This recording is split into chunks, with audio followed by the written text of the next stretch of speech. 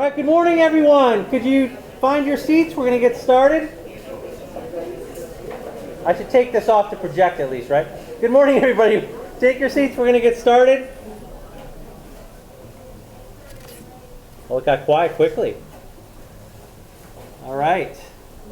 So nobody wants to sit up here, I see, in these nice socially distant chairs. So with the tables, we're hoping to probably just limit to about 2 people per table, unless you're, kind of in the same household. We're trying to maintain that 6 feet distance, and I appreciate everyone wearing their masks this morning. So I'd like to get started by inviting up Lieutenant Andrew Sheehy from the U.S. Coast Guard, who's going to lead us in the Pledge of Allegiance. Lieutenant Sheehy? Thank you, sir. All right, everyone, please rise, and military members request that you remain covered.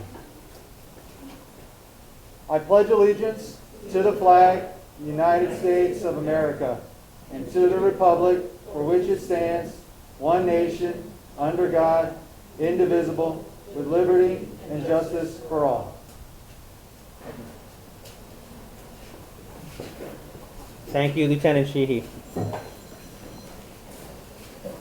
Okay, so let me start by saying welcome. Definitely grateful everybody has come out this morning. I would like to announce just a couple of quick housekeeping items, if I may. Maybe I should start with an introduction. I'm Patrick DeFalco. I am the chair of the Federal Executive Association, and again, very, very grateful to have everyone come out today. We had a couple of bumps this morning, so let me tell you about them. The first one is the live stream link that we sent out, turns out, has changed. I know. So an email went out from Jessica just about 10 minutes ago, but I want to make all of you aware of that in case you were forwarding it to people in your office that might not have access to that email that she sent. Our social media sites as well have been updated with the new link, but again, apologize for that. Hopefully we will get people on and everybody will make that okay. Second thing is I'm going to look to my right where I don't see anyone sitting at the moment. This is where Congresswoman Johanna Hayes will be. Hopefully she'll be here very soon, along with folks in her party. And the other little glitch we've had is this beautiful speaker that's here to project my voice is not projecting my voice. It just isn't working. So I say that I'm going to be speaking loudly. Can I ask in the back, can you hear me? Yeah? Okay, good. So then I'm going to ask everybody else that gets up here behind me, you got to yell. Sorry. Okay, so let's get going. So as I said, welcome everybody. This is our 5th annual Excellence in Government Awards for the Federal Executive Association of Connecticut. When I say 5th annual, I don't mean 5th annual all time. I mean 5th annual since we've kind of gotten this organization back up and going. In the past, it was an annual event, kind of went dormant for a number of years, and we're just really grateful that as an organization we've been able to bring it back and have an opportunity to honor what we call the best and the brightest in government, federal government in the state of Connecticut. So this in a lot of ways is the best day of the year for us as an organization. It is really the event for us that we are probably best known for. Certainly the event that gives us the biggest opportunity to give back to the federal community at large. And for that, we are grateful. Now, this year's a little different, but what hasn't been a little different this year? Pretty much everything in our lives is a little bit different. So we are not in a banquet hall. We don't have several hundred people here as we normally would. But we do have a small and vibrant crowd. Thank you for coming. And we are live streaming this year for the first time ever, which is pretty exciting. It gives an opportunity for people who cannot attend in person to be able to see us and this event happening live. So really, really exciting time. One thing about a pandemic is it does open up opportunities that you don't think about before. And I think well beyond this pandemic, this is probably something we'll continue to do, because it really does open up opportunities for people to take part in this event. I'd like to embarrass a few people just to start. Could I ask the board of directors and the committee chairs for the FEA to stand up? They are all listed on page 9 in your booklets. So I won't embarrass by actually reading your names, but this group makes this event and this organization move. And I have to tell you, it doesn't happen without our board and our committee chairs. So thank you guys. Really appreciate it. Really good. Okay. Before we continue, today is a special day not only for our awards banquet, but September 11th has become a day in our nation that is special as we remember those that we lost on September 11th, 2001. So please join me just for a moment of silence and as we remember those we lost 19 years ago.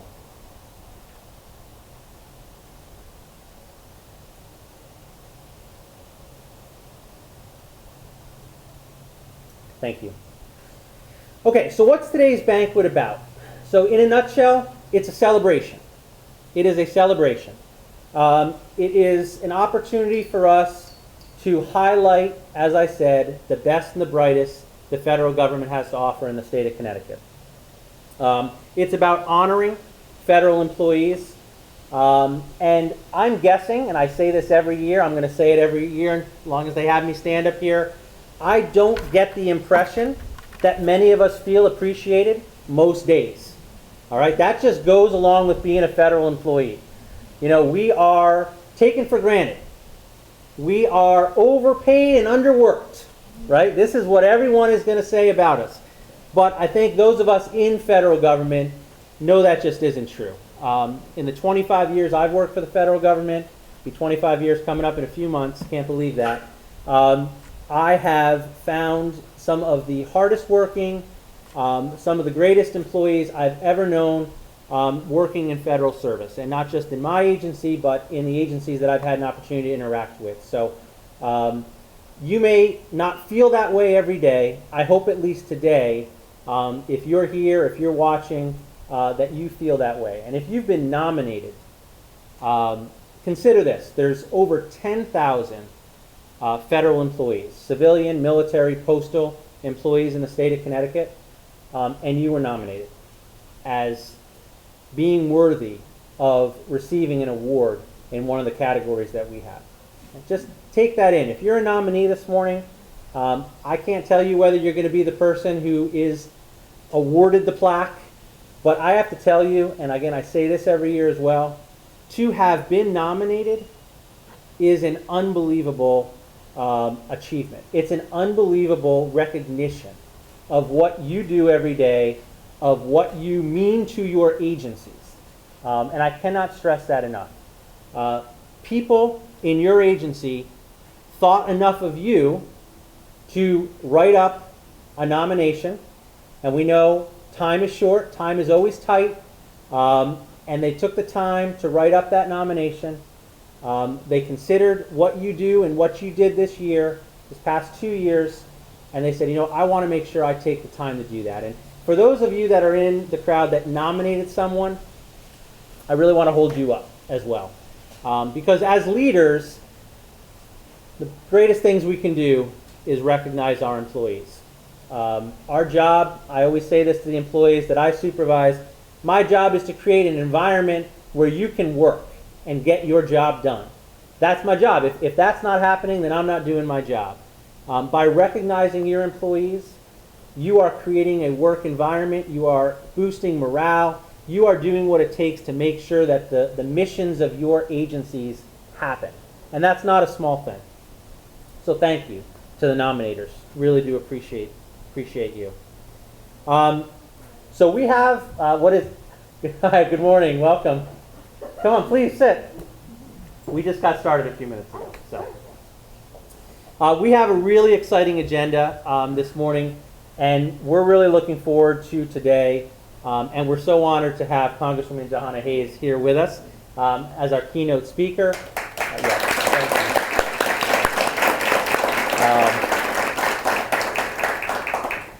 Before I turn it over to her, I have a captive audience, and I cannot help but talk about the FEA if I have a captive audience. You can't run away. You can't ignore the emails. You got to listen. I won't take long, I promise. I'm going to start in 1961. Wasn't that long? Okay, it was a while ago. All right, but I'm going to move through it faster. 1961, President John F. Kennedy had the presence of mind to realize that federal agencies needed a conduit within a geographic area. And from that idea, the federal executive boards across the nation were born. And the purpose of the federal executive boards was to bring together federal agencies in a geographic area for the purposes of communication, shared resources, training, a conduit of bringing federal government together. Almost 60 years later, I think we'd all agree we still need that. We still desperately need the federal community to be together, to have a conduit, to be together as one federal government. And 28 FEBs were created to begin. Those are the same 28 FEBs that still exist today. In New England, the FEB is located in Boston. In New England, we have 5 federal executive associations. Those are geographic areas outside of the federal executive board, kind of under that umbrella. One in Maine, New Hampshire, Rhode Island, Western Massachusetts, and ours right here in Connecticut. So, you know, for our FEA, as I mentioned, we have been working very, very hard to provide to you, the federal community, what you need, what would assist you. And we accomplish that by having committees. And our committees are what make our agency go. It really is. The committees, when we have an idea of something we can do, the question becomes, well, what committee is that going to go to? Who's going to lead that effort? Who's going to lead that initiative? And that has been true from the day we got it off the ground again in 2014. It continues to be true. So what about our committees? Well, they're located in your booklet. I think it's page 26, but I could be wrong. But we have our awards banquet committee. You might guess what they do. Here it is. So our awards committee is unbelievably busy for a period of time. And then it slows down a little bit. And then they are incredibly busy. It's like planning a wedding every single year. And those of us that are married and you know planning a wedding, there's so many details. And then the day of the wedding, the microphone doesn't work. There's just so many things that happen, right? So our awards committee does unbelievable work, and because this is the event, I would just ask, many of them couldn't be here today, but if you're on the awards committee and you're out there, would you mind standing? Thank you, guys. Really appreciate what you do. And she who chairs the awards committee is already standing, and that's Jessica Drewen. I don't know what can be said that hasn't been said before. The woman is amazing. She puts this together, leads everything that happens, and does an unbelievable job every year. And this year, with all the new challenges, with everything that we're dealing with, to be able to pull this off, amazing. Great job. Activities and wellness. That is a committee that we have to try and pull together federal employees and their families. We do things outside of the workday. We have a COOP committee. And most of you should know what COOP is, right? Continuity of operations. We've been kind of living COOP plans, I guess, for the last 6 months, more or less in a lot of ways. Our COOP committee works with FEMA, and we put together at least one event, maybe 2 a year, where we partner with FEMA and we have a tabletop exercise, a seminar, something to help prepare the federal community for COOP. We have an education committee. People have told us, hey, we don't really want to send employees to Boston or DC or wherever our headquarters is to have training. We'd like to have training right in Connecticut. What can you do? So we have an education committee that puts together training for the federal community right here. We have a federal relations committee. And our federal relations committee, we recognize that, one, the congressmen and women and the senators in our office are federal employees. Their staff are federal employees. They are part of our organization. We also know that it's very important to them that have contact with us so that they can respond to their constituency. But we also know that as federal employees, it's important that we have a connection to our congressional staff so that they understand the challenges that we face as a federal community. And our Federal Relations Committee does a great job of keeping that connection. We have a membership committee. It is a full-time job to get to have an accurate distribution list, to know who we're sending emails to be able to do all the things that we do and get the information out to you. And here's the thing about federal employees: we change jobs like all the time. So you know, it's like yeah, no, I live in Washington. I'm in Washington. No, it's a good thing. It's a good thing. I'm over here now. I'm over here now. So keeping up with all those changes to have an accurate list, not easy to do. And lastly, we have a website / social media / public relations / whatever else you want to call it committee, and they're responsible for updating our social media presence on Twitter, on Facebook, our website, which is feact.net. I'm gonna ask of a show of hands, how many of you follow the FEACT on social media? See? This is why we do not have Kim Kardashian-like numbers yet. We need more people to follow us on those social media sites, so please do so. FEA of CT is our social media presence, and feact.net is our website. Okay. You made it from 1961 to 2020. That quick. I did it that fast. All right. At this point, I want to introduce our keynote speaker. And if you don't mind, in your booklets, turning with me over to page 6. It gives a bio of Congresswoman Johanna Hayes, and I'd like to just highlight a few things in that bio. Johanna Hayes is the U.S. Representative for the 5th Congressional District of Connecticut.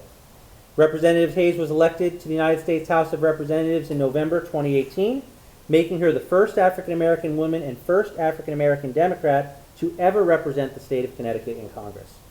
Hayes first garnered widespread notoriety when she was selected as the Connecticut Teacher of the Year, before going on to earn the distinction of 2016 National Teacher of the Year, leading to an invitation to the White House by then-President Barack Obama. Congresswoman Hayes' story is one of achievement despite the odds and overcoming the obstacles that life can place before you. She has been quoted as saying that education saved her life and is a fierce advocate for ensuring that equitable access to educational opportunities exists for all students and families. Congresswoman Hayes currently sits on the full House Committee of Education and Labor and Agriculture, as well as a number of subcommittees. Areas of legislative focus for Congresswoman Hayes are equitable access to quality education, affordable health care for everyone, labor, agriculture, and the environment.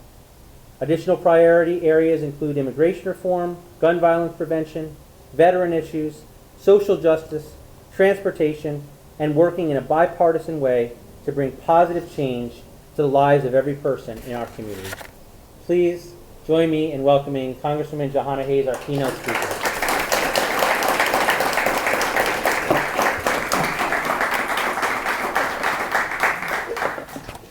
Good afternoon, everyone. Thank you. You don't start by saying as federal agents, we change our jobs all the time to someone who's in the middle of their first re-election campaign. I'd like to stay for a little while, my goodness.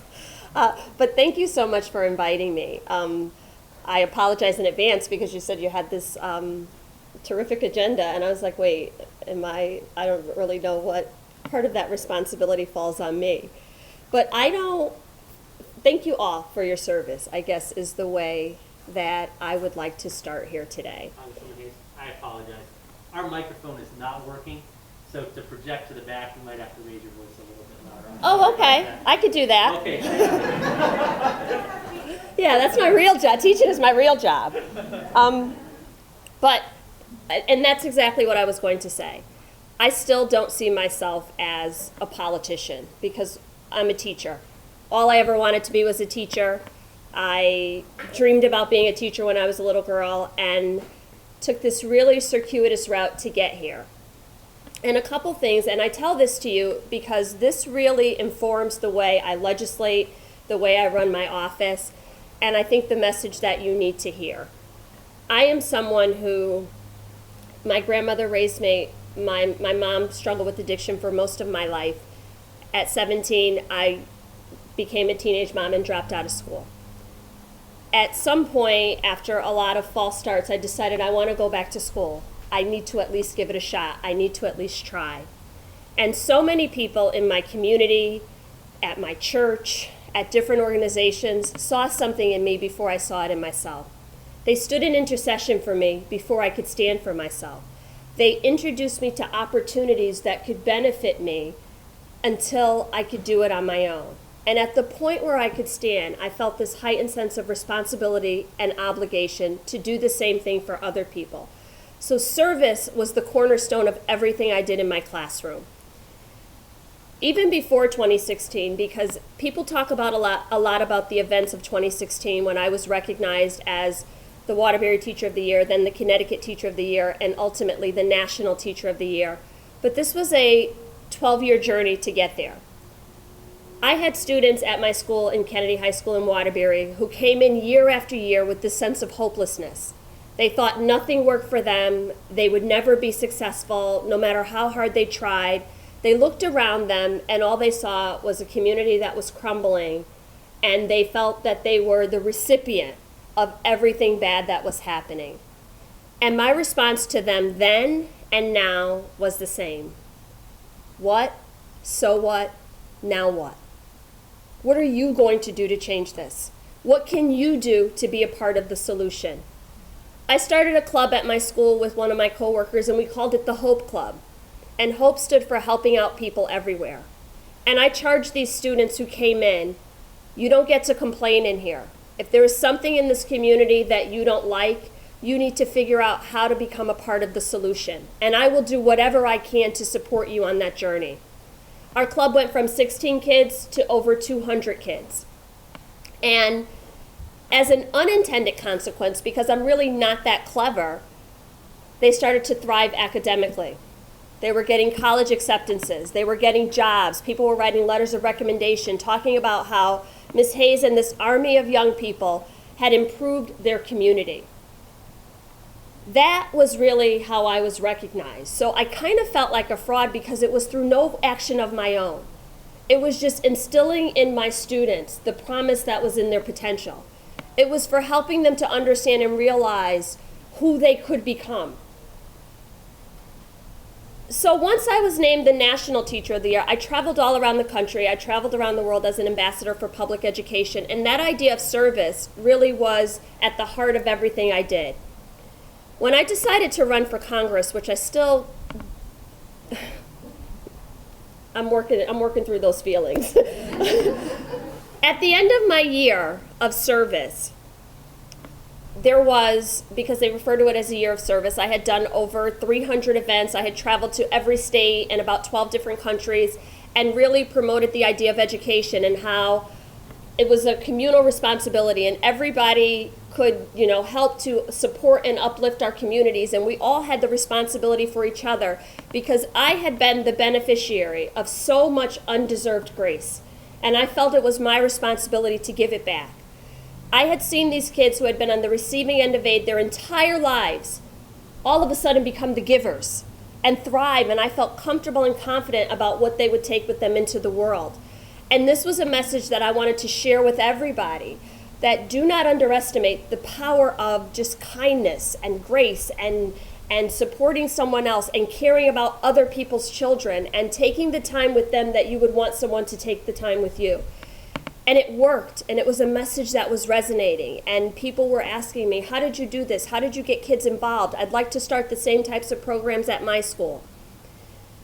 At the end of my year, a comment was made, and it was something along the lines of, I want to move government out the way so that parents can make the decisions for their children. And that was a paralyzing comment for me because I recognized that I didn't have that kind of parent. I didn't have someone at my house who would advocate for me, so I needed for government to work.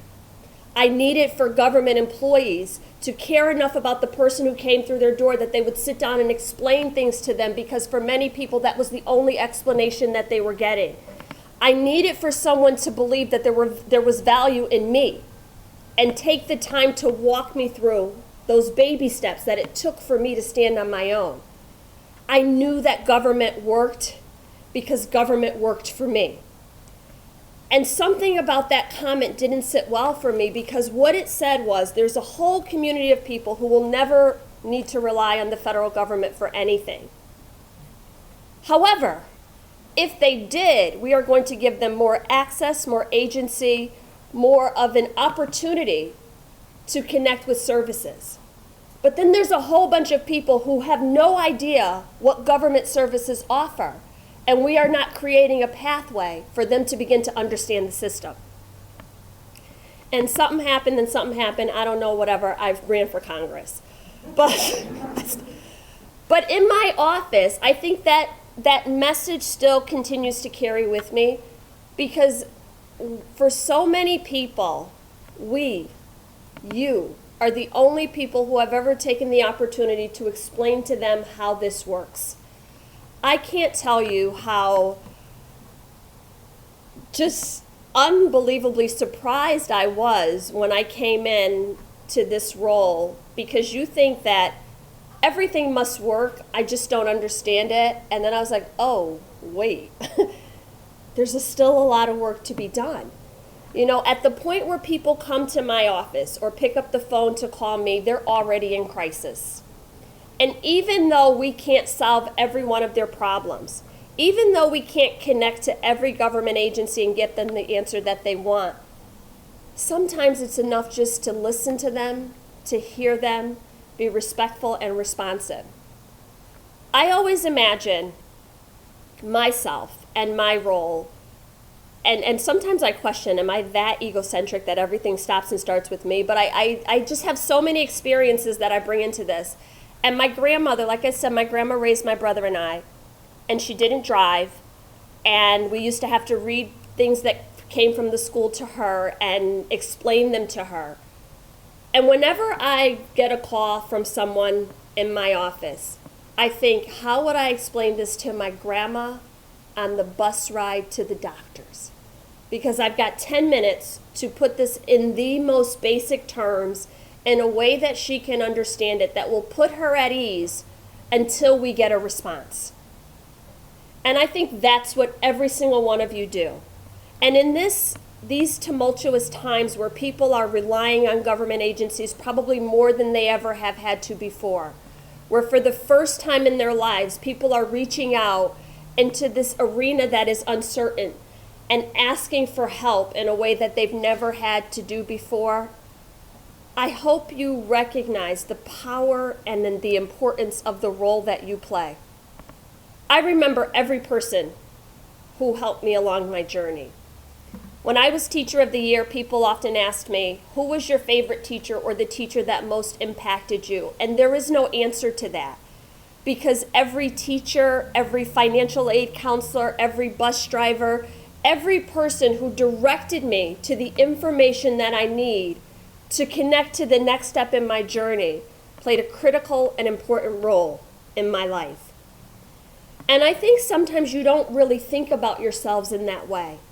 But government provides a service, whether it's delivering the mail, whether it's giving people the information to apply for a loan or a grant, whether it's navigating a government agency. At the point where people come to you, it's because they need help. Nobody ever calls my office and says, hey, just tell me about your day. What have you been thinking about? What have you been working on? They call my office and they tell me about their problem.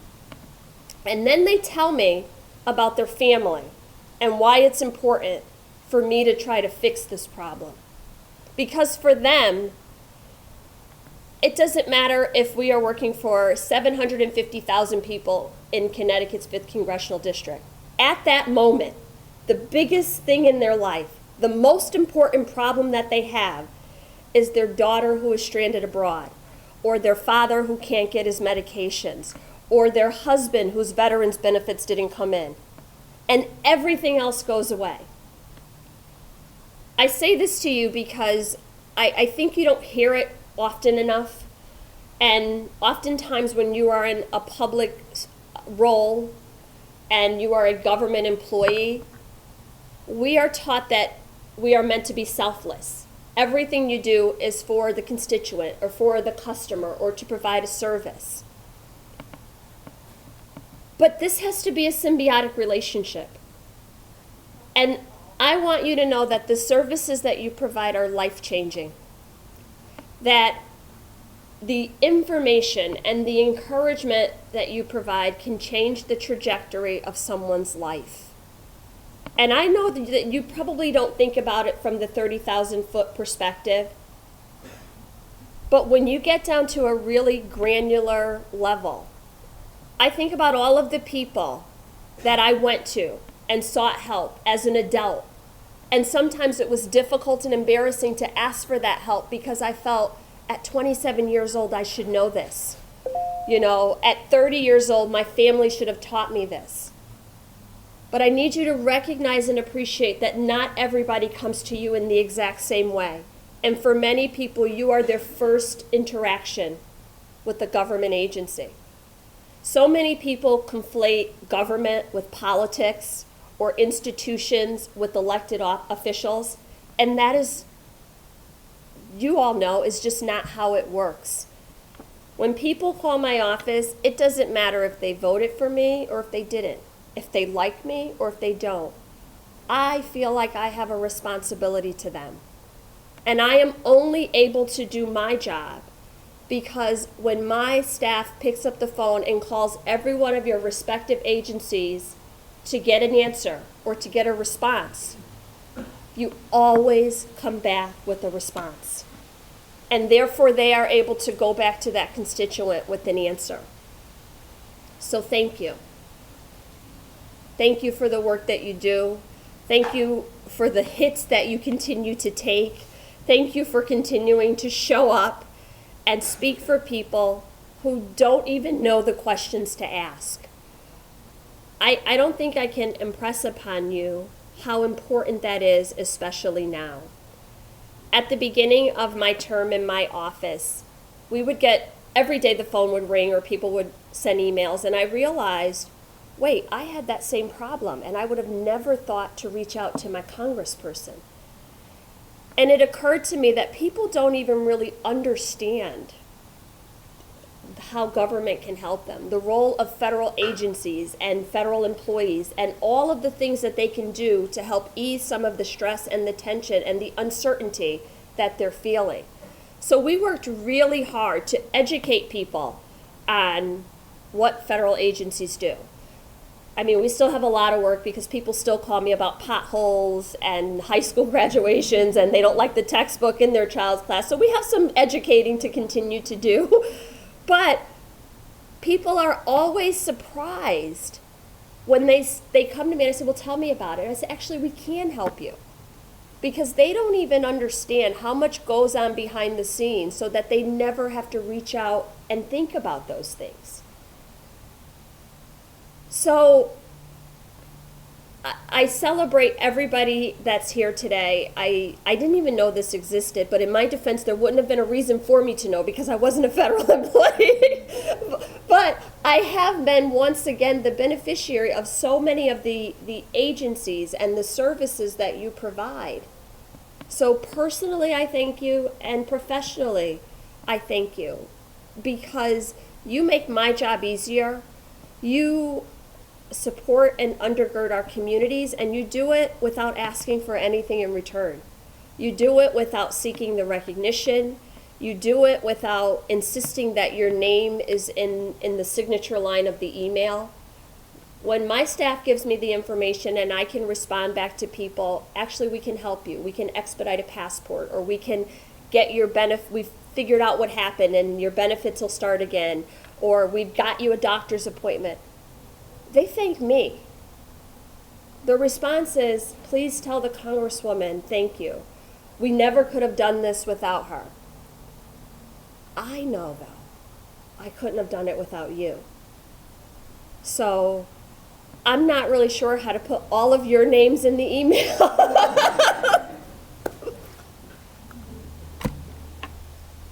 Work with me. I don't know.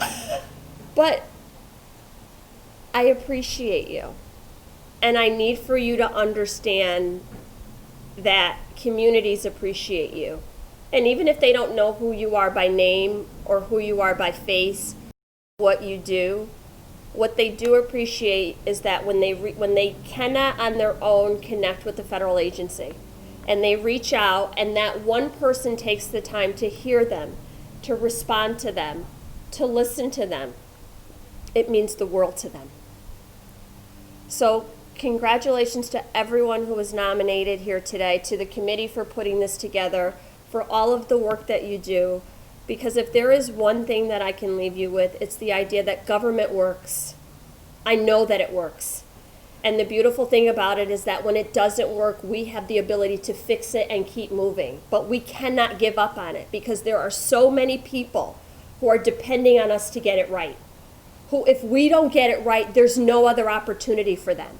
Who, if we don't answer them, or if we close the door in their face, they're going to give up hope and just stop trying. And I know that all it takes is for that one person to extend a little bit of grace, a little bit of patience, a little bit of understanding, and just to hear people who are in so much incredible pain at that moment. It's life-changing. It's life-defining. I conduct myself in the way that I do because I recognize that even if I spent a lifetime of service and of giving back, it would never repay all of the people who invested in me at every point in my life. And I'm okay with that. It just makes me try harder every day. When you have really committed to the idea of service over yourself, when you are taking whatever agency and capacity that you have and using it to help someone else. I used to tell my kids in my class, what we're going to do is figure out what you love to do and then find a way for you to help somebody doing it. And some of those things vary. I had kids who wanted to be out front, kids who wanted to be behind the scenes, kids who wanted to volunteer, kids who wanted to make the bags at home. Everybody's contribution was different. And what I wanted them to understand that was that every one of those contributions was equally as important.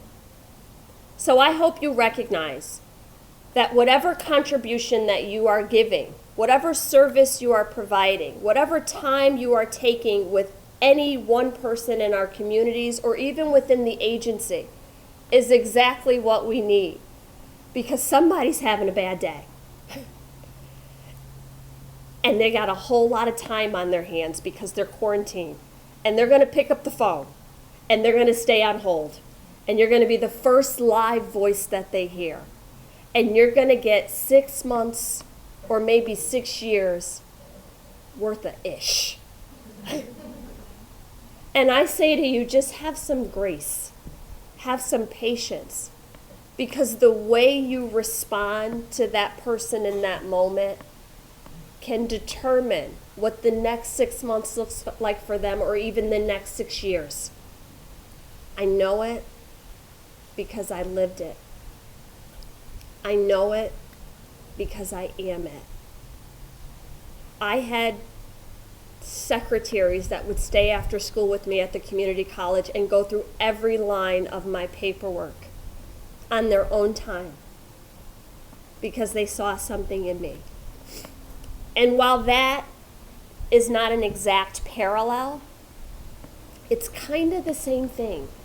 When you have people who are so incredibly vulnerable, who are asking you for help that they're not even sure that they're entitled to receive, or that they should receive, or don't even understand the dynamics of it, your response in that situation can change them.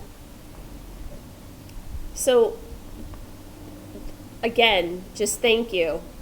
I'm laughing because my staff, I have an amazing staff, the most amazing staff who really just have just been everything for me. They support me in every way, and they're always trying to make sure I'm prepared. So I have an iPad with all of these statistics about constituent services and all of the things that we've done.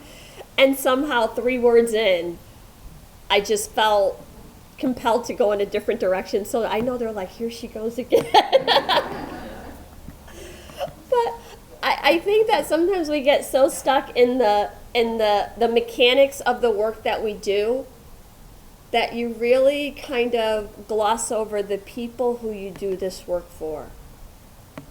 And I can tell you that, 10 years ago, 15 years ago, even 20 years ago, all of those people from all of those government organizations who helped me probably saw something in me that I couldn't even imagine in myself. So I share that with you because everybody you come in contact with is just looking for someone to make a little deposit, to invest in the future that they don't even know they have yet. And that's what our government does. We have agencies that support people when they can't support themselves. When people reach out to FEMA, it's not because they're remodeling their house and they have all of this extra cash flow. It's because they've just had a crisis and they don't know what else to do and they're looking for help. And you are the people that help them. And I hope you don't take that lightly, and I hope you don't take it for granted. And if no one else has told you today, thank you. I appreciate you. It seems fitting that we're having this ceremony on today because everybody's posting about September 11th and where they were and what they did. And when I was in the classroom, I would always shift because even though September 11th is one of the darkest points in our history, it's also one of the brightest points in our history because communities came together. We mourned together, we emerged together, we made a commitment to help our neighbors, and that's who we are. And that's what you all do every single day. So, just thank you. Thank you for all you do. Thank you for even the things that you have not done yet, because the next couple of months are going to be tricky, but important.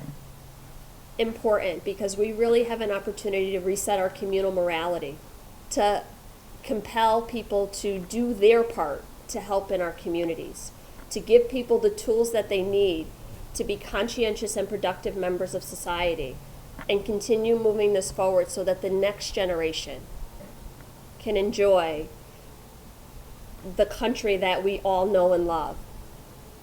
So I don't have notes, so I'm not really sure how to end.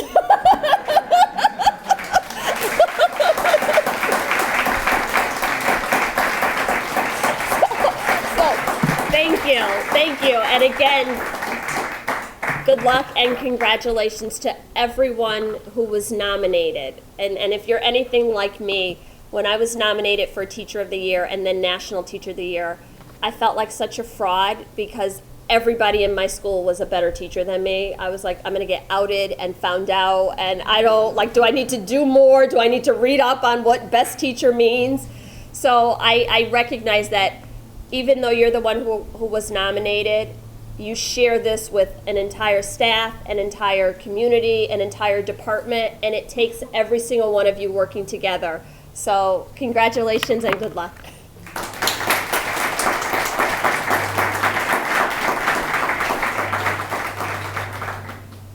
Thank you, Congresswoman. That was amazingly inspiring. We really appreciate it very much. Exactly the type of message about public service that we need to hear. So we really appreciate that. We have a little something for you, which we hope you will put in your office, but that's not it.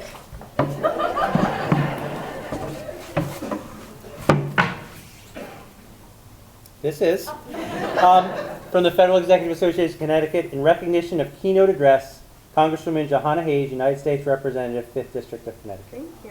Thank you.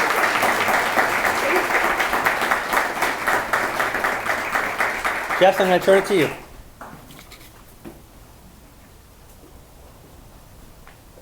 Hi, good morning, everyone. We are so fortunate to have a beautiful day. When you're planning something like this and you take the chance to do it outdoors, the couple weeks before the event, you're checking the weather like crazy, trying to see how everything's going. So I'm very, very thankful that we have a nice day. I'd like to take a few minutes just to thank and announce the sponsors for this event. Without them and without their support, we would not be able to do this. So usually we have a representative from all of them here in person, but based on their own personal restrictions within their jobs, many were not able to come. They did send a lot of materials, some tchotchkes and some reading materials, so if you haven't already, please make sure you visit the tables that are on your far left.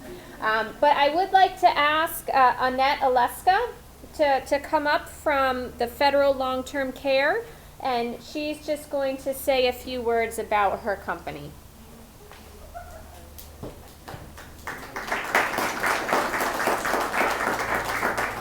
Thank you, Jessica. I appreciate that. Can everybody hear me? Awesome. It was a little bit hard to hear, but Johanna did a wonderful job speaking, and it's a pleasure to be here. I've been with Long-Term Care Partners for about 17 years, and we administer the long-term care insurance program as well as benefits. And benefits is where you go and apply for your standalone vision and dental plans. So we've been working with the FEAs and the FEBs for many, many years, sponsoring and supporting some of these events. They in turn help us as well. They get out the word about benefits, events. They help us sponsor webinars in this new world that we're living in. In fact, this past year, I think I did 7 or 8 webinars with all the different FEBs throughout the U.S. So they are wonderful to us. We enjoy being a part of everything that the FEBs do. So thank you again for inviting us. Again, long-term care insurance is something you might want to think about at some point in your careers. Most people start looking at this when they think about retirement. They put a plan in place to protect themselves against that risk that someday you may need some kind of help with just the simple things in life. And this pandemic that we're going through, I think we have seen firsthand what's been going on in facilities, that long-term care takes place. I know we had to pull our dad out of a facility a few months ago, and we're grateful that we did. So the federal plan includes home care and informal caregiving. So you purchase this long-term care insurance, and you can stay in your home as long as you want or can or are able to.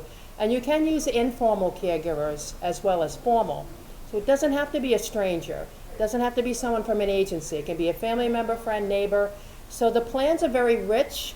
So if you have a chance, grab a brochure at my table. I've got a few more giveaways left out there. And then open season is coming up. So a lot of you are not going to have health fairs to attend. But we do have a virtual, or VBF as we call it.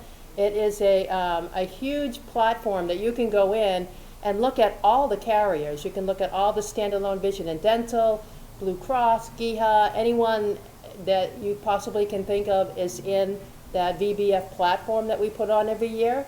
And we do have 4 days of live chat. You can move around to different booths, get all the information that you would normally get at a health fair.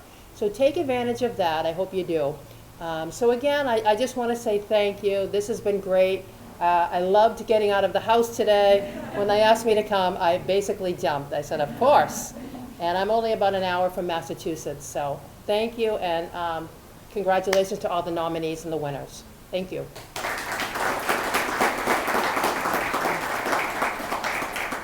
Thank you. And Annette will be here until the conclusion of the program. So at any point in time, please feel free to go visit her and ask any questions that you have. But I'd also just like to recognize that we had Blue Cross Blue Shield as one of our sponsors, Federal Employee Defense Services, otherwise known as FEDS, Government Employee Health Association, GEHA, that's your health insurance, Government Employees Insurance Company, GEICO, which is a newer sponsor for us, National Active and Retired Federal Employees Association, so NARF, they supplied us with some paperwork. I encourage you to take some of that so you can take a look at it. Penn State World Campus, they have several online programs specific for federal employees, and Worldwide Assurance for Employees of Public Agencies, easier known as WAPA. So make sure you visit those if you haven't already. And at this point in time, we're going to go ahead and grab our lunches. Hopefully everybody was able to give me their preference, and hopefully it's correct. But everything's over there. Please help yourself to beverages. Grab your lunch. It's all sorted with a label. Just be mindful of social distancing as you move through. There are several empty chairs, so please take a chair and feel free to move it to wherever you're comfortable and would like to eat. And in about 15-20 minutes, we're going to get started with the presentations. So thank you.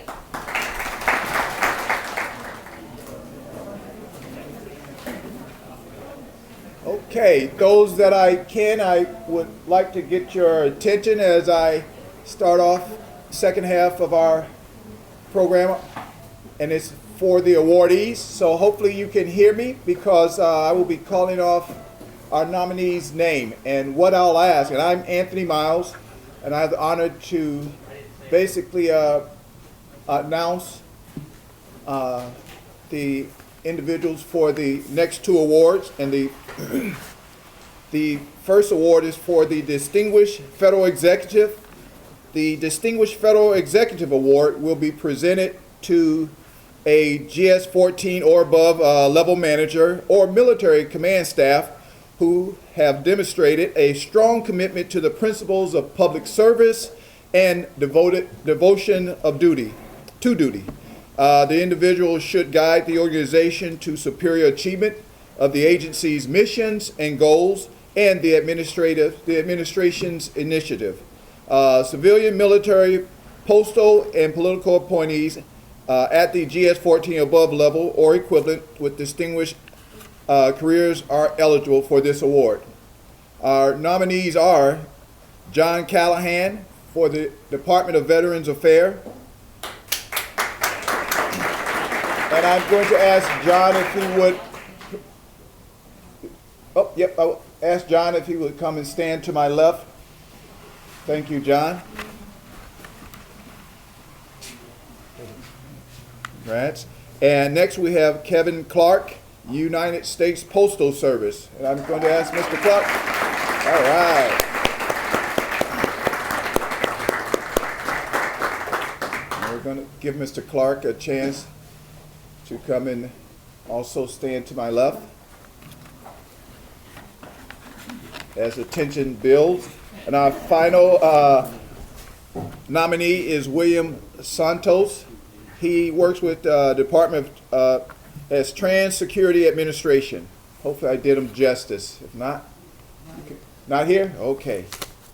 As they say, and the winner is, give me a second. The awardee is Mr. John Callahan, Department of Veterans Affairs. All right. Thank you. And John Callahan is an outstanding leader and exemplary role model, serving the VHA for 40 years. He understands modeling servant leadership. That's very important. Transparency and communication, empowering staff, and respecting and veteran customers. John builds relationship with internal and external partners, academic affiliates, and across service line, both within and outside of his scope of duty. He was instrumental in establishing the Veterans Administration as a leader in COVID-19 best practices and effective response, and is well deserving of the 2020 Connecticut Federal Executive Award. Thank you. Okay. Our next award is for the Distinguished Federal Manager. The Distinguished Federal Manager Award recognizes a manager whose vision and leadership skills have produced major results A federal manager directs the work of an organization, is accountable for the success accountable for the success of line or staff program, monitors, evaluates, and adjusts program activities, and performs supervisory and program management duty. This category is appropriate for managers who oversee 2 or more subordinate supervisors. And we have 2 nominees, Mr. Edward Brickner from the, this is a good one. I have FMSCA. Federal Motor Carrier Safety Administration. Thank you.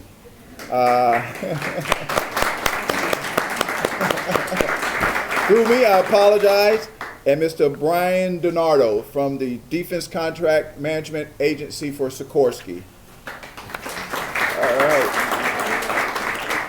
All right, next time I'll have somebody to stand in for him. Oh, he's coming, okay. Are you stand in for him? We thank you, Brian. I mean, Tim. And we'll let you stand to my left. Thank you, though. The awardee is Mr. Edward Brickner of the Federal Motor Carrier Safety Administration. Mr. Brickner has helped make a significant impact in the improvement of transportation safety at the national, state, and local level. He has enhanced transportation safety for professional truck and bus drivers and has implemented new business practices and procedures to achieve higher level of transportation safety. There is no doubt that his hard work and effort has contributed to saving lives, which is the sole mission of the Federal Motor Carrier Safety Administration. Our next presenter is going to be Ms. Jennifer Hassensfoot from the Homeland Security Investigations. Jennifer, oh, there you go. Thank you.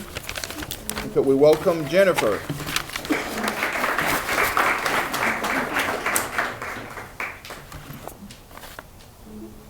Thank you. I am here to present the Distinguished Federal Supervisor. The Distinguished Federal Supervisor Award recognizes a supervisor whose vision and leadership skills have produced major results for the organization. The award will be presented to a first or second level supervisor, regardless of grade, who performs supervisory work that requires accomplishment of work through technical and administrative direction of others. The awardee is Alan Reiner of the Federal Bureau of Investigations. Would you like to come up?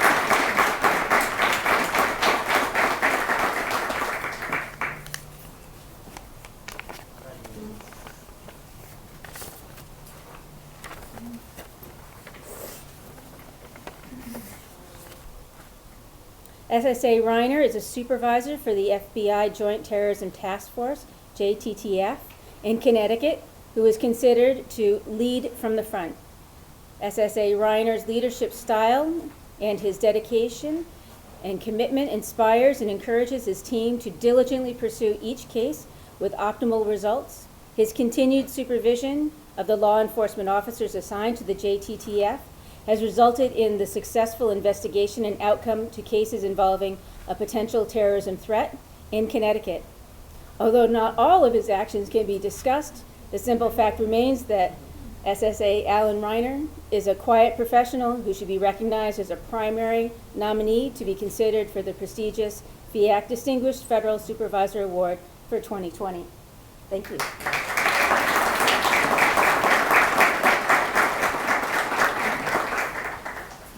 The next is Congressional Staffer of the Year. The Congressional Staffer of the Year Award recognizes individuals employed by a member of the United States House of Representatives or Senate. Eligible staffers would include those who deal with individual U.S. government agencies and the members of the public who are served by those agencies. This year's awardee is Emily Armstrong, U.S. Congresswoman, Johanna Hayes' office.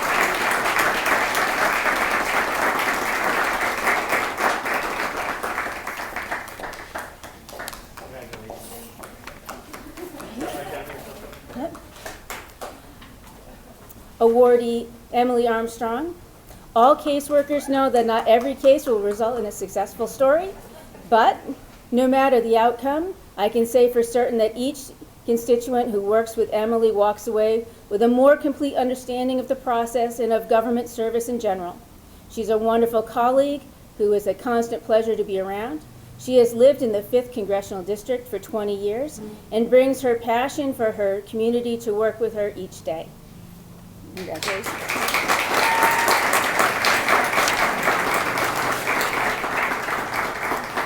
The next presenter is Steve Linbury of TSA.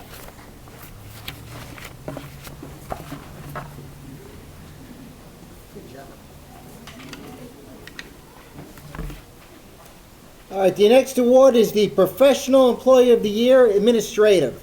The Administrative Professional Employee of the Year Award recognizes individuals employed in professional occupations with an administrative component.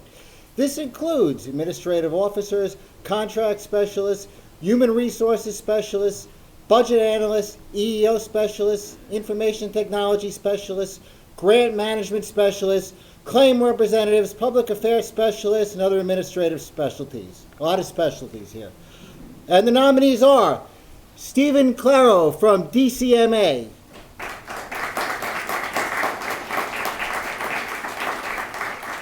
Suzanne Lizrati from the Internal Revenue Services, Ashley Moore from the Department of Veterans Affairs, and Francis Marino Diella, I hope I said it right, Diella from the Department of Veteran Affairs. So please come on up. And the recipient of this year's Professional Employee of the Year, if I can get the envelope open, is Suzanne Lizrati from, where is she from? The Internal Revenue Services. Ms. Suzanne Lizrati is an office manager for the Office of Chief Counsel, IRS. She manages a cluster of 2 offices, Hartford and Boston Post of duties. She is responsible for developing, implementing, and managing a multitude of administrative programs. Ms. Lizrati has consistently demonstrated outstanding dedication, drive, and commitment in fulfillment of Chief Counsel's and the IRS's mission. During her 44 years of government service, she has unswervingly strived for excellence. Over the last 13 years, she has held a supervisory position. However, without exception, she has excelled at each position she has held. Her outstanding modeling of leadership, integrity, and sound judgment has fostered a high work ethic among her subordinates as well as others. Furthermore, her administrative expertise and exemplary customer service have proven to be crucial to the success of Chief Counsel's Finance and Management Division. So let's give all the recipients a round of applause. That was a tough category. I was a judge for that. I'll tell you, very terrific nominations for that.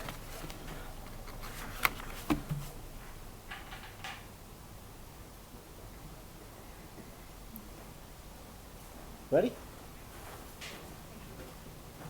We can wait. Better than a technical problem, right? All right. The next award is for Professional Employee of the Year, Emergency Management, Public Safety, Law Enforcement, and Homeland Security. The Emergency Management, Public Safety, Law Enforcement, I got to cut this short. Homeland Security Professional of the Year Award recognizes individuals employed in emergency management, public safety, and law enforcement positions, and whose direct actions have contributed to the success of the Homeland Security enterprise in Connecticut. This includes continuity of operations planners, uniformed public safety officers, police officers, special agents, criminal investigators, inspector generals, U.S. Marshals, Rangers, members of the military, federal law enforcement officers in the 1801 and 1802 series, and other law enforcement officers and first responders. Now, if you look at your schedule, you know there's only one nominee, but what you probably don't know is that this individual retired in July of this year after 38 years of service in law enforcement, serving in a myriad of positions in federal, state, and local. And when he retired in July, from the Amtrak Police Department, they asked if they could give him an awards banquet. And he said, I don't want to expose anyone to COVID. I just want to leave quietly so I don't have to expose any of my colleagues.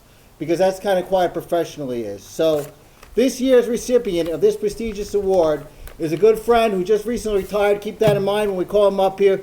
Retired Captain Lou Best, Amtrak Police Department.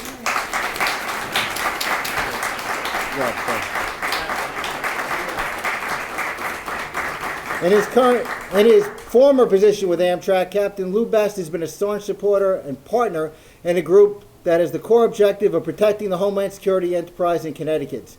His actions during the review period have strengthened both military and law enforcement response capabilities and have prepared them for an incident in the public mass transit systems shared between Connecticut and New York. His dedication to building partnerships with federal, state, and local agencies, along with his leadership and innovative approach to cross-training the officers under his command, have greatly contributed to the safety of the traveling public. Appropriately, we nominate Lou Best, who has now received the award for Emergency Management of the Year Award, Homeland Security. So thank you, Lou, for your service. It's appreciated. And let me introduce my colleague, my next presenter. So Chris Henry from the Federal Motor Carriers Safety Administration. Thank you very much.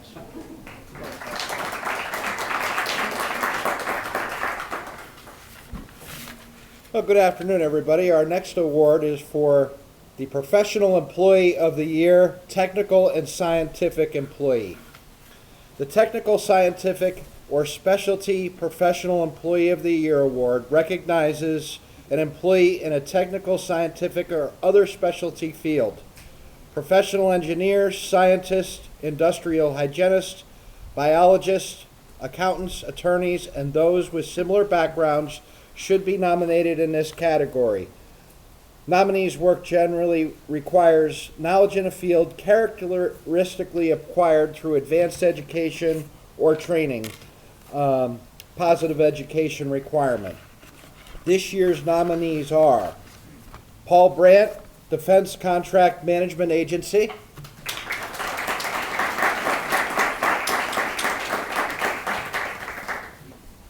And Charles Chappell, Defense Contract Management Agency.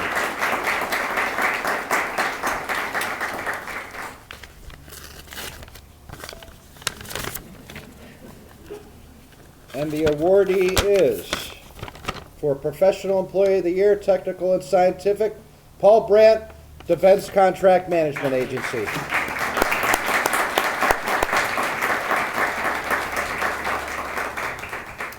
Mr. Paul Brandt is an exemplary professional whose leadership and technical prowess positively contributes to the readiness of our nation's military.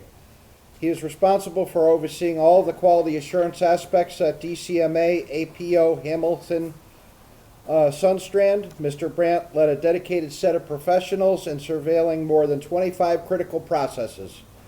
He also led several multifunctional system reviews, all of which help ensure the quality was built into every product bound for more than a dozen fixed and rotary wing craft aircraft.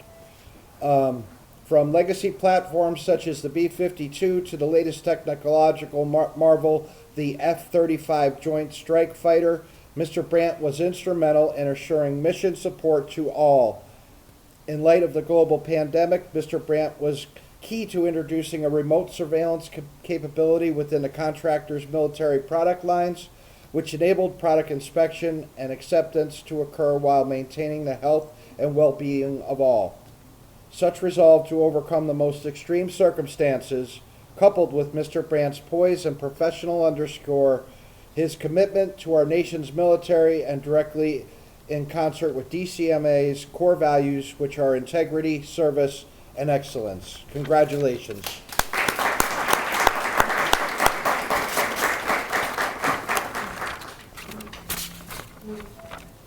Our next category is for Outstanding Law Enforcement Team. The Outstanding Law Enforcement Team Award recognizes a team employed in public safety or law enforcement positions engaged in operations primarily in the state of Connecticut. This includes police officers, special agents, criminal investigators, inspector generals, U.S. Marshals, Rangers, members of the military, and other federal law enforcement officers in the 1801 or 1802 series. The intended recipients of this prestigious award are federal employees. In certain circumstances where it can be demonstrated that non-federal law enforcement agencies have regularly and consistently partnered and collaborated with federal law enforcement and contributed to the success of the mission, they may be considered for nomination as well. FEACT will evaluate each nomination to ensure that non-federal team members nominated for consideration played an integral role in achieving objectives and where it can be demonstrated that the success of the mission might not have been achieved without their participation. This year's nominees, and it's such a long list, we're just going to name the team. Sector Long Island Sound Law Enforcement Team.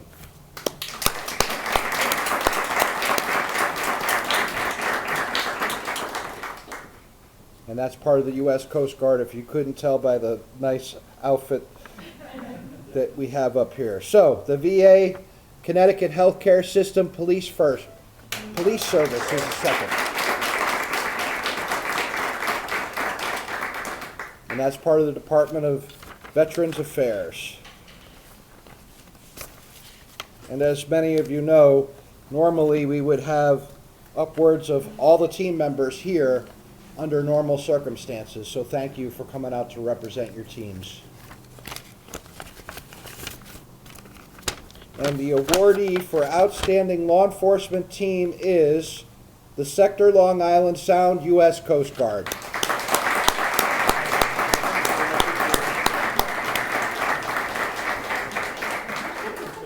This team includes CDR Valerie Boyd, LTJG Chelsea Garcia, ME1 Buddy Gavix, MEC Jerry Minshew, ENS Colin Reislet, LT Lieutenant Andrew Sheehy, LCDR John Blascaoris, LDJG, I don't know what all these things mean. I've been in the government for 32 years. Patrick Vence, and ENS Christopher White. In every measurable qualitative and quantitative property, the U.S. Coast Guard LIS law enforcement team remains committed to serving the people of Connecticut and New York. They have developed broad spectrum of law enforcement and military partners in all federal, state, and local agencies through the team's active participation in operations, exercises, investigations, and deployment. The USCGLE team has met the unique challenges of covering a large geographic maritime area that is in close proximity to New York City, which is traditionally a attractive target for terrorist activities, and has worked diligently to protect the region through their preparation and responses. So congratulations.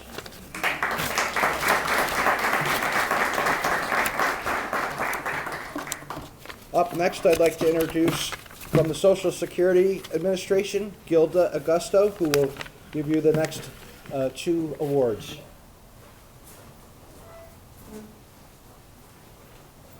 Hello, good afternoon, everyone. Okay, so today I have the honor of presenting the Outstanding Support Employee. The Outstanding Support Employee Award recognizes an employee in a clerical support or technical support position who demonstrates overall exceptional achievement. This category is appropriate for such positions as secretaries, purchasing agents, HR assistants, office automation assistants, budget clerk/technicians, realty clerks, biological technicians, engineering technicians, and similar types of positions. Category 1 is for individuals in GS 1 through 6. The nominees are Brenda Aleknowitz, DCMA.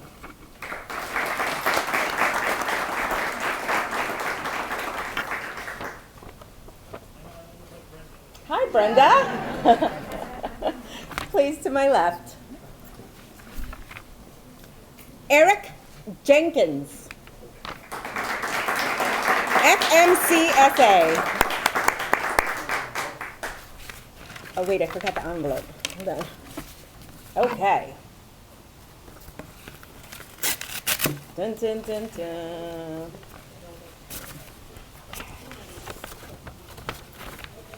And the awardee is Brenda Elknowitz. Don't tell her I destroyed her name. Defense Contract Management Agency.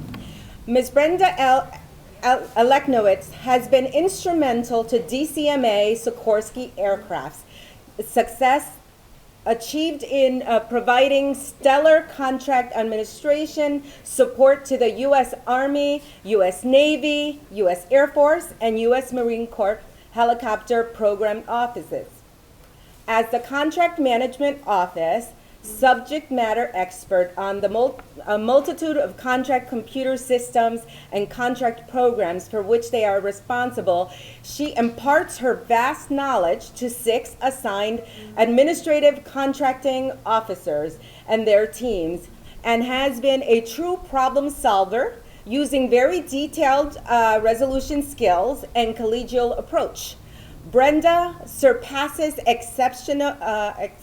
expectations, taking on more team responsibilities to ensure agency metrics are met and exceeded. She was key to government monies being saved through utilizing her insight and exacting research.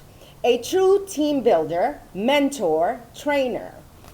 Brenda created and implemented measures that have allowed her CMO to more efficiently meet and exceed agency contracting metrics. Congratulations to Brenda.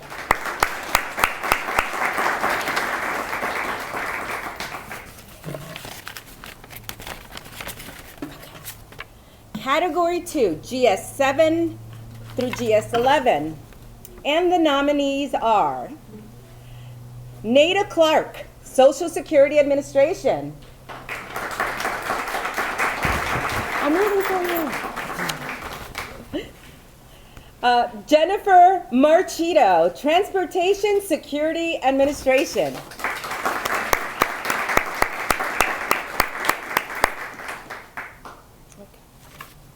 Okay.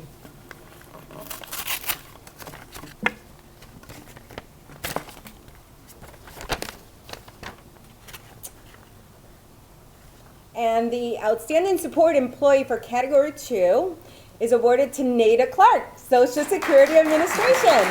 Congratulations. Nada Clark exemplifies hard work and dedication to public service. She is responsible for assisting Social Security customers by telephone, and she always provides professional and compassionate service to some of Connecticut's most vulnerable residents. She works through many challenges, but always does so with a smile on her face and with extremely positive attitude, which is an inspiration to her peers, management staff, and the public she serves. Congratulations, Nada.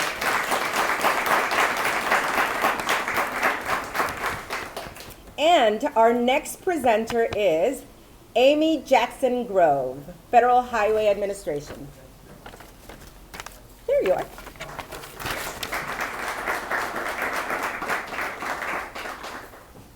Good afternoon.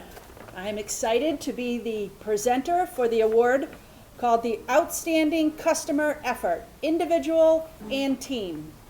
The Outstanding Customer Service Effort Award recognizes an individual or team that has demonstrated a strong commitment to improving customer service, leadership, customer satisfaction, and improved customer relations. The individual or team should have a record of outstanding achievement and results and of treating all customers courteously and with respect. Customers may be internal or external to their organization. And for the individual nominations, there is a Diane Abreu from Social Security's Administration.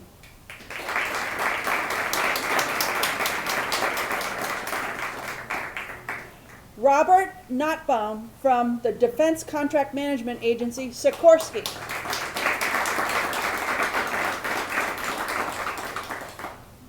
Sarah Perez from the Federal Highway Administration.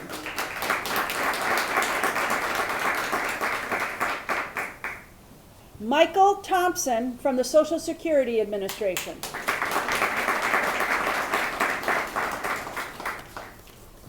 And for this category, the individual, the selectee, drum roll. Always wanted to do that.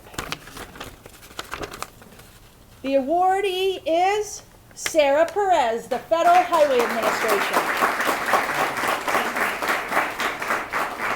Sarah Perez started with the Federal Highway Administration as a fiscal technician, and through completing college and government accounting courses, has grown in responsibility and position to a financial specialist.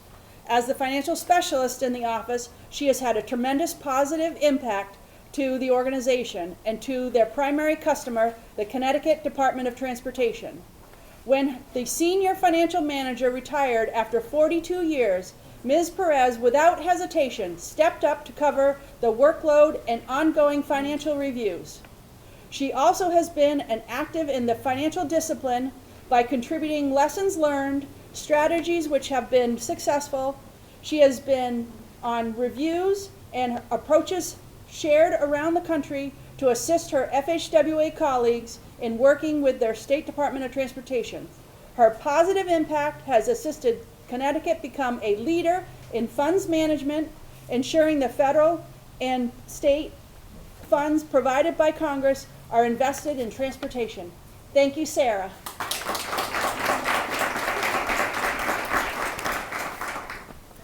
All right, and for the Outstanding Customer Service Effort Team, the nominees are Aviation Program Team from the Defense Contract Management Agency, Sikorsky.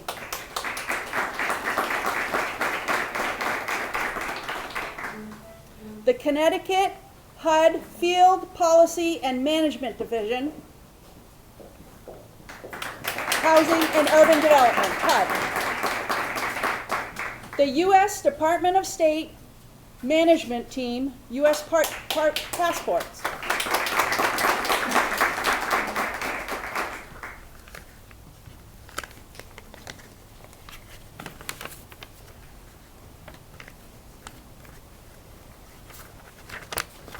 And selected for the Outstanding Customer Service Effort Team, the awardee is the Connecticut HUD Field Policy and Management Team of HUD.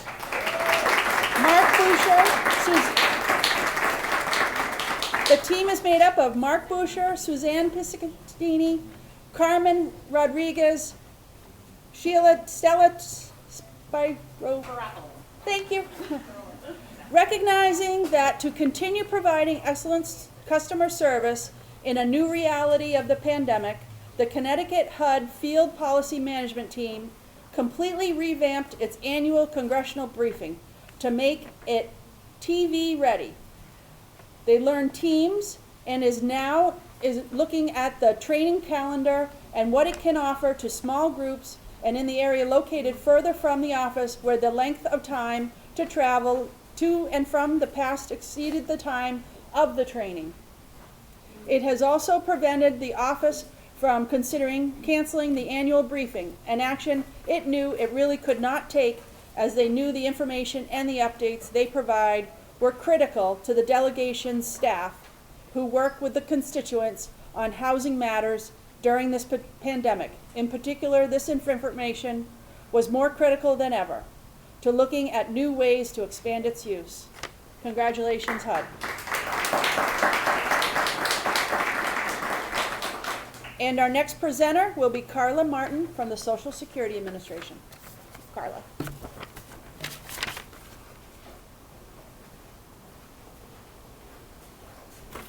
Hi everyone, it's my pleasure to be here and my honor to present the award in the Outstanding Creativity and Innovation Individual or Team.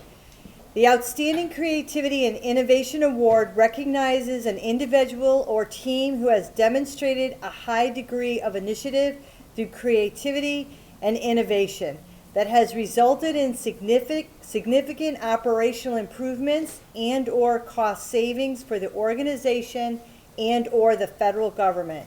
Intangible results may also be considered.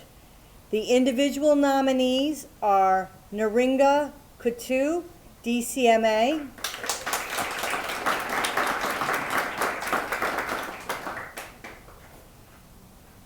Alicia Salick, SSA,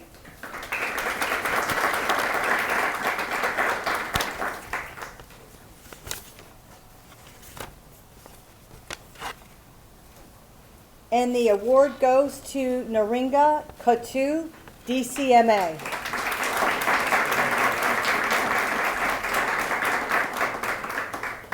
Naringa makes her decisions with confidence and presents her determinations professionally. Her innovation and creativity resulted in accomplishments of OTD goals well over what had been accomplished for the past 3 years. Her technical knowledge as well as her policy knowledge earns her respect from all functional specialists and the senior leadership team. This respect gives her the ability to pull the teams together to achieve success. As her supervisor, I am in receipt of multiple emails from her customers, coworkers, senior leaders, all with praise and compliments of her outstanding work product. Her abilities make her sought out by others in several functional areas to provide guidance, training, and mentorship in regards to not only contracting determinations and decisions, but for overall contracting policy interpretation.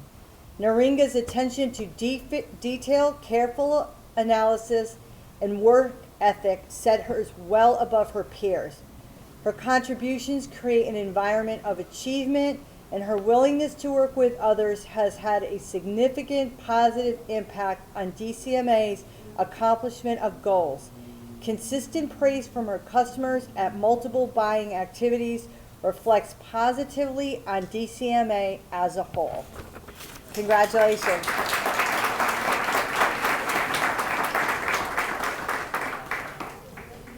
The team nominees: DCMA Sikorsky Aircraft Spares and Overhaul and Repair Team, DCMA Sikorsky.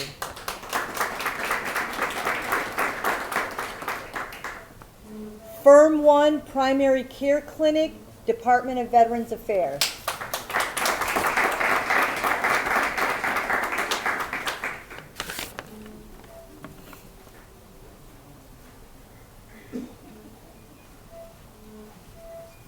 This is actually my team this time.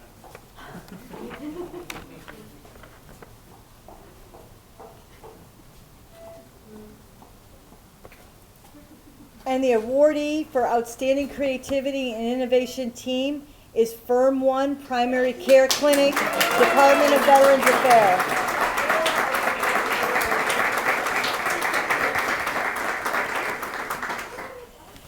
The Firm 1 Primary Care Clinic at the Newington campus of the VA Connecticut healthcare system has provided creative, innovative, and unparalleled high-quality holistic healthcare services to support the 8,200 veterans it serves during the COVID-19 pandemic. The clinic has worked selfishly to overcome unprecedented challenges. The entire interdisciplinary health team, including providers, RNs, LPNs, clinical and administrative support, integrated mental health, social work, pharmacy, and case management, has evolved to provide virtual care for all our veterans, putting veteran, employee, and community safety at the forefront of preventative primary care services. Clinical and administrative team members have collaborated to restructure how we safely provide comprehensive primary care services virtually and restructured again to welcome back veterans to our clinics with entirely new operations.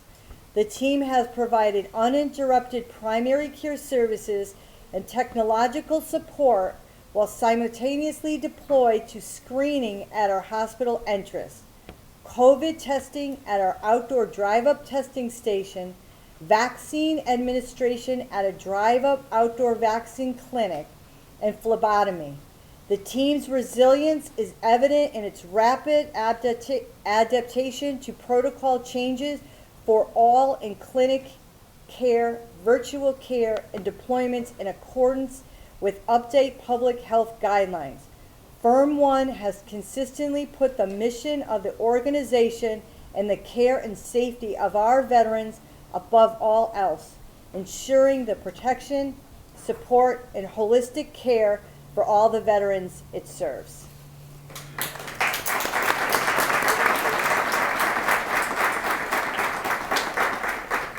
It's my pleasure to introduce the next presenter, Lisa Perone from Congressman John Larson's office.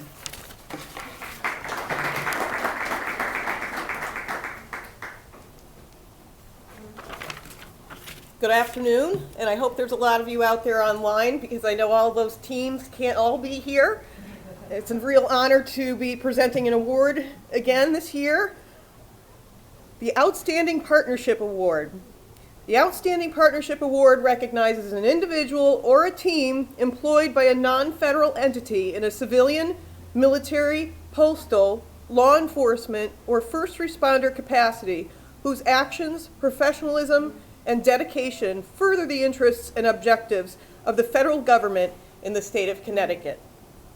This year's nominee is Cross Sound Ferry Incorporated.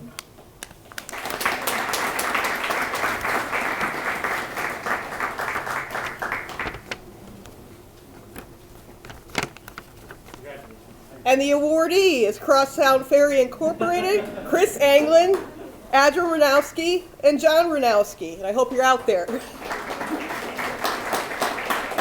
Serving as more than just a staple of Connecticut's transportation infrastructure, the Cross Sound Ferry has recognized its responsibility to protect the traveling public and has remained committed to a high degree of public service.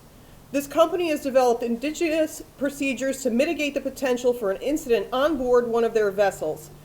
The owners of Cross Sound have engaged in a rigorous community outreach program to law enforcement, offering the use of their largest and most distinguished vessels to federal, state, and local law enforcement and military agencies so that they could develop an appropriate response matrix and protocols for an incident on board a ferry.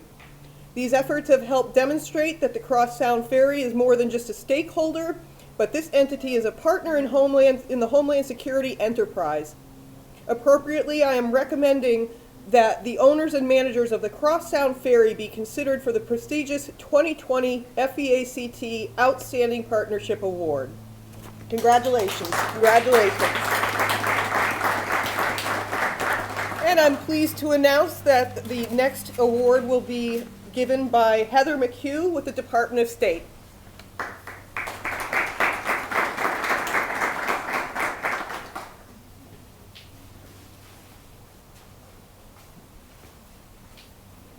Good afternoon, everyone. I'm going to try to channel my cheerleader voice here in my hometown of Manchester. I'm going to try. I'm really proud to be able to award the Outstanding Community Service Award today. And the Outstanding Community Service Award recognizes an individual who has gone beyond the call of duty to contribute to the community. The individual has enhanced the image of the federal government and federal employees and given service to the community or public through non-job related activities. Nominees should devote significant personal time and effort to community activities, welfare organizations, or other nonprofit, nonpartisan groups on an ongoing basis for at least 1 year. I'm proud to announce that this year's nominee and awardee is Deborah Hall of the Social Security Administration.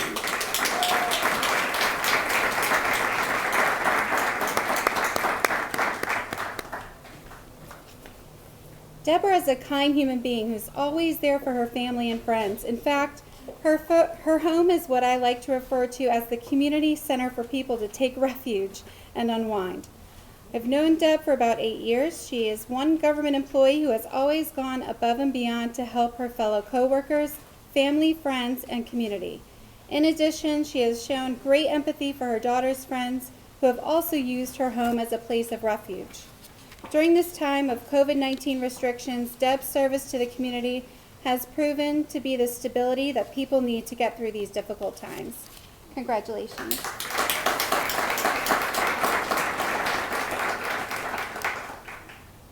The next award goes to someone who's nominated for an Outstanding Federal Volunteer Award. The Outstanding Federal Volunteer Award recognizes an individual who is not on the payroll of a federal agency, but performs in a volunteer capacity. This may include federal or other retirees, students, auxiliary staff, and other organization volunteers who are instrumental to the mission and goals of an agency. This year's nominee and awardee is Doris Laferriere from the Department of Veterans Affairs.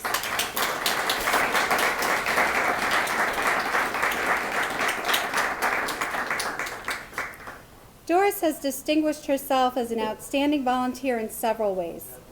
Her amazing ability to adapt to the ever-changing systemic and environmental changes that occur within the organization has enabled voluntary services to continue to support our veterans without interruption. In addition, her innate creativity facilitates innovation to accomplish any task that is asked of her. Doris truly cares for our veterans, and her commitment is demonstrated through coordination with multiple posts within the organization. Doris has volunteered over 6,000 hours in her 20-year career. Congratulations. Oh, you're accepting for Doris. Thank you so much. Great. Thank you. I'd like to welcome the next presenter, Suzanne Fiestantini from HUD.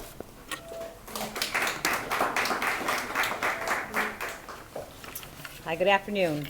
I'm here to present the Unsung Hero Award. The Unsung Hero Award recognizes a federal employee of any level who has gone beyond the call of duty and sustains a positive image and environment in their workplace. This individual should have made significant contributions to the activity and may or may not have been formally or publicly recognized or rewarded for the efforts. Individuals typically work behind the scenes. The nominee and awardee in the individual category is Denise Susie from the U.S. Postal Service. Nice to meet you here. Okay, Denise is deserving of this award and is perfectly named for her. She has always given the U.S. Postal Service 110% effort no matter what was thrown at her. Her vast knowledge of so many different departments make her such a valuable asset. Not to mention her dedication and ability to handle more than one job at the same time, not tasks, but actual positions. She is always professional and jumps in to help out anywhere and any time. No matter what her current position is, she is always happy to help with any issues we have in the field. She doesn't ask questions and jumps right in until it is solved. She has come to my rescue more than once and will drop anything to get the mail delivered. Thank you, Denise.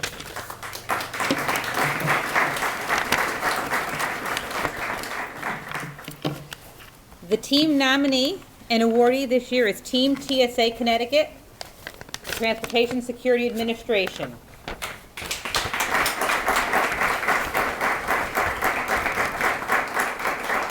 And this is Stephen Blindberry, Mark Karen, Christina Colon, Peter Combs, William Santos, Burke Doria, Thomas Gannon, Joel Cacciali, Richard Schmid, and Deborah Thorpe.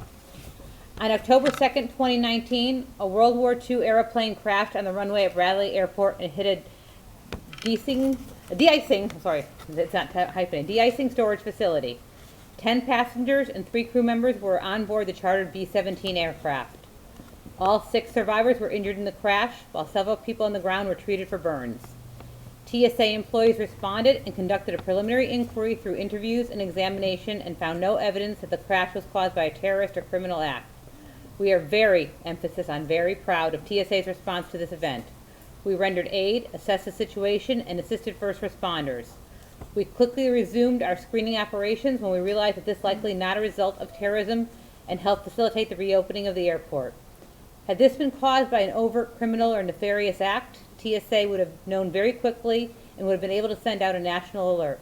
This expeditious response and evaluation by TSA could have saved lives if this was part of a coordinated attack. Thank you all.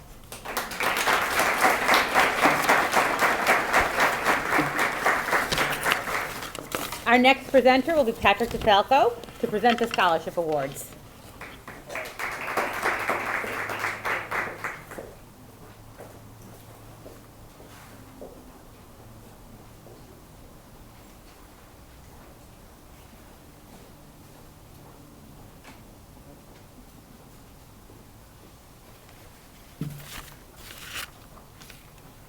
Congratulations. Okay. You know, one of the really exciting things that we began to do a couple years ago was provide scholarships to college-age children of federal employees in the state of Connecticut. And so this year, again, we will be giving out 2 $500 award scholarships. that can be used for any educational expenses that the student may have. We received a lot of great nominations for this as well. This year's 2 scholarship awardees are Isabella Alexander from the Transportation Security Administration and Dylan Snyder from the Federal Highway Administration. I think Isabella is here, right?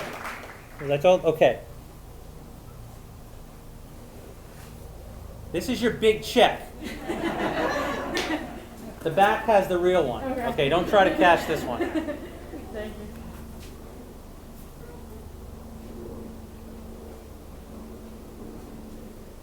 Congratulations.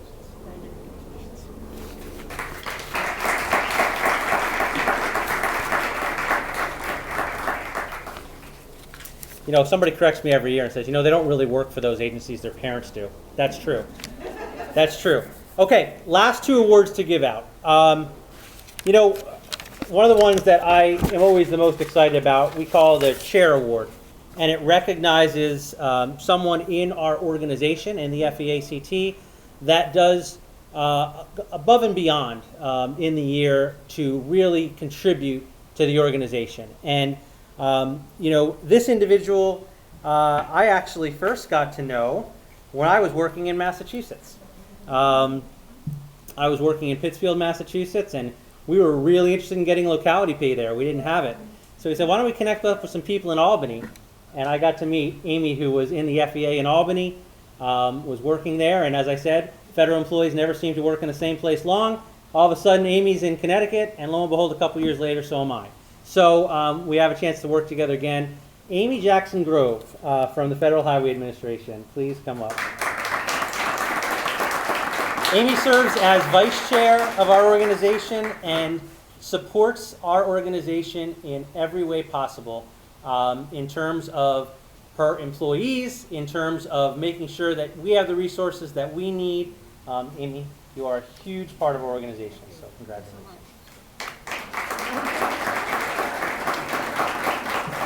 Thank you, Patrick. Okay. And my last award, you know, I mentioned earlier that our board of directors, they play a very special role in our organization. And when one of them leaves, we are sad. And we like to give them an award at the following year's banquet. Well, we have a board of director who is leaving us. He is leaving us to go not only to a different part of the state, but a different part of the world. Anthony Miles, would you please come up? Anthony Miles from the DCMA.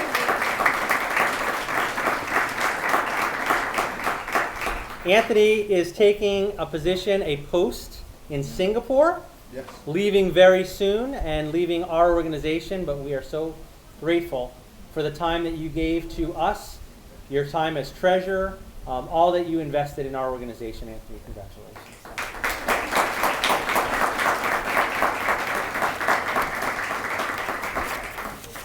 Okay, so as I started out saying, I will close out saying thank you, thank you, thank you for coming. Congresswoman Hayes, thank you for an inspirational speech. Thank you for staying with us this afternoon and being a part of our entire day. All of you, as I said to begin, all of you that were nominated, I hope that you feel exceptionally special, because you are. People in your organization feel that you are the absolute best of the best, and you should feel that way today. We hope that you do, and that you can carry that into the entire year. So thank you, and have a wonderful rest of the afternoon. Take care.